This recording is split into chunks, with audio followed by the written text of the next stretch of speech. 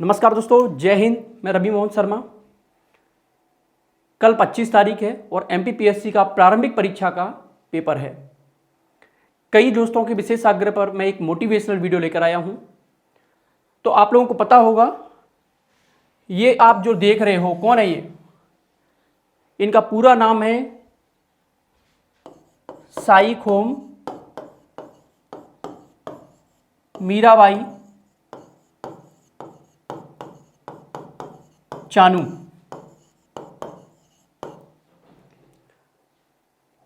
हाल ही में इन्होंने 49 किलोग्राम भार को उठा करके सिल्वर पदक जीता है। कहां की बात हो रही है? Tokyo Olympic 2020। यह ध्यान रखने वाली बात है, एक लकड़ी बीनने वाली लड़की जो सिर पर गट्ठा उठा करके चलती थी। गट्ठा समझते हैं, लकड़ियों का बहुत बड़ा भार होता है, जिसे सिर पर उठा करके ये लड़की मात्र 5वीं साल की उम्र में चलती थी। किसी ने सुझाव दिया कि भाई जब इतना भार उठा लेते हो तो वेट लिफ्टर बन जाओ, इससे अच्छा। इनको नहीं मालूम था वेट लिफ्टर क्या होता है। ट्रेन पकड़ी, रोजाना यहां से इम्फाल की दूरी 60 किलोमीटर चल करके ये डेली जाती थी, ट्रेन से यात्रा करती थी। और आज का जो सफर है, ये आधुनिक भारत की मीरा बन गई। कैसे बन गई, उसके पीछे की कहानी क्या रही, आप सब जानते हैं। अथाह परिश्रम। दोस्तों, मेरा हमेशा से एक ही आप लोगों से बात कहनी थी, वो ये थी, कोई भी काम करो आप, ये सर्किल है, ये आपके काम का सर्किल है। यदि ये सर्किल यहां से शुरू करना है इस पॉइंट से, तो इस सर्किल को पूरा किए बिना मत रुको। यहां पर पहुंच के या तो आपको जीत मिलेगी या सीख मिलेगी। तो जीवन का हमेशा से एक संकल्प ये रख लो कि जो भी काम करो अपना 100% दो। फेल तो होंगे ही या पास होंगे, दोनों में से एक चीज तो मिलेगी, लेकिन उसका अनुभव बहुत शानदार मिलेगा, डेफिनेटली मिलेगा। तो ये कहानी इस महिला के इर्द गिर्द घूमती है। बहुत कठिन परिश्रम किया, बहुत कठिन परिश्रम। और भारत सरकार ने कल इनको ध्वज भी थाम दिया टोक्यो ओलंपिक में कि भारत का नक्शा लेकर के जाइए भाई और परचम लहराइए। और उसने कर दिखाया, कर दिखाया उस महिला ने। तो मेरा आपसे कहना यही है, कल परीक्षा है,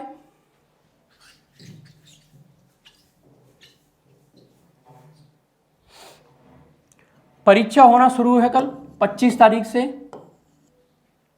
प्रारंभिक परीक्षा है। बहुत परीक्षा को बहुत इत्मीनान से दें। आपने क्या पढ़ा अभी तक, कैसे पढ़ा, किन सोर्सेज से पढ़ा, वो आप सभी को पता है। बाजार में बहुत सारी किताबें उपलब्ध थी, बहुत सारे नोट्स उपलब्ध थे और आपने पढ़ा उनको अच्छे से। लेकिन जिन विद्यार्थियों ने पिछले 1 साल से, चाहे वो लॉकडाउन लगा हो, चाहे महामारी की आड़ में वो चल रहा हो, फिर भी उन लोगों ने अपना परिश्रम नहीं छोड़ा। और जिन लोगों ने परिश्रम नहीं छोड़ा वही विजय पाएंगे। विजय पताका लहरानी है और 100% लहरानी है। यह प्रथम पड़ाव है कल, यह प्रारंभिक परीक्षा का प्रथम पड़ाव है। यह पड़ाव तय करेगा आपको मेंस तक पहुंचने पर।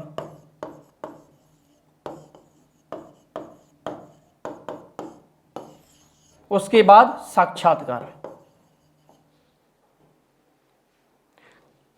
3 पायदान है, प्रारंभिक, मुख्य और क्या है ये, साक्षात्कार। उसके बाद आप भी मीराबाई बन जाएंगी। ये सिर्फ लड़कियों के लिए नहीं है, जितने भी छात्र हैं, चाहे वो मेल कैंडिडेट हो चाहे फीमेल कैंडिडेट हो, सभी के लिए बोल रहा हूं। तैयारी करिए, दम से कीजिए। आप कुछ भी काम कीजिए, मेरा मानना यह है कुछ भी काम कीजिए, अपना 100% दीजिए।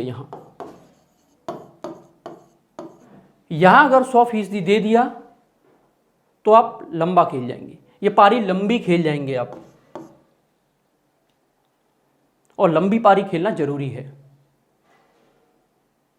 घबराना नहीं है, पेपर कैसा होगा, पेपर में प्रश्न बनेंगे नहीं बनेंगे, पेपर हम सर भूल रहे हैं। कुछ बच्चों के कल मैसेज आए, बोलते हैं सर हम भूल रहे हैं, सर हमसे हौच पौच हो रहा है, मतलब कुछ का कुछ याद कर रहे हैं सर, कुछ का कुछ बन रहा है दिमाग में। सबके में बनता है, क्यों? क्योंकि अंदर से एंजाइटी बन रही है, घबराहट हो रही है अंदर से कि भाई पेपर कैसा आएगा, क्या स्थिति रहेगी पेपर की कल। कोई बात नहीं, जैसा भी आएगा बहुत शानदार आएगा। जिन विद्यार्थियों ने मेहनत की होगी बेहतरीन कर जाएंगे, और जिन विद्यार्थियों की मेहनत में कमी रह गई है वो तैयारी छोड़े नहीं, अपनी तैयारी को करते रहें। इस बार ना सही, अगली बार 100% देने की कोशिश करेंगे, लेकिन कोशिश करेंगे।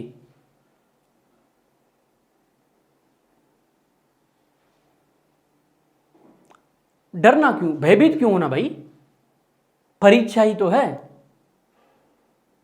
दो तो चीजें मिलेंगी। हम क्रिकेट खेलते हैं, क्रिकेट में या तो जीत मिलती है या हार मिलती है, दो में से एक चीज तो होती है। ये भी क्रिकेट है, आपकी जिंदगी का क्रिकेट है ये। लेकिन फेल्यूर हो जाने के बाद,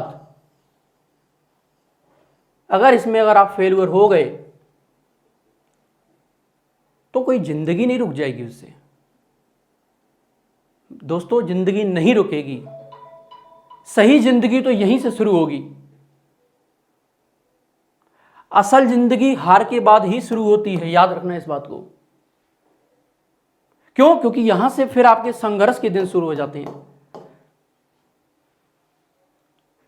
और संघर्ष के दिन शुरू हो गए तो फिर आप लंबी पारी खेलेंगे। तो मेरा आप लोगों से यही आग्रह है दोस्तों, बहुत इत्मीनान से पेपर को दीजिए। परीक्षा से पहले ही आधे घंटे 1 घंटे पहले पहुंच जाइए सेंटर पे। मास्क, सैनिटाइजर जो भी है, जो भी निर्देश दिए गए हैं आयोग ने, उनका पालन कीजिए और अच्छे से पेपर को दीजिए। दूसरा पेपर सीसेट का है, बहुत इत्मीनान से पासिंग मार्क्स लाने होते हैं, निकाल लोगे आप। बस इस महिला की कहानी को याद रखना। ये जो भार उठाए हुए है ना, ये भार हम 135 करोड़ भारतीयों का भार है, आशाएं हैं ये।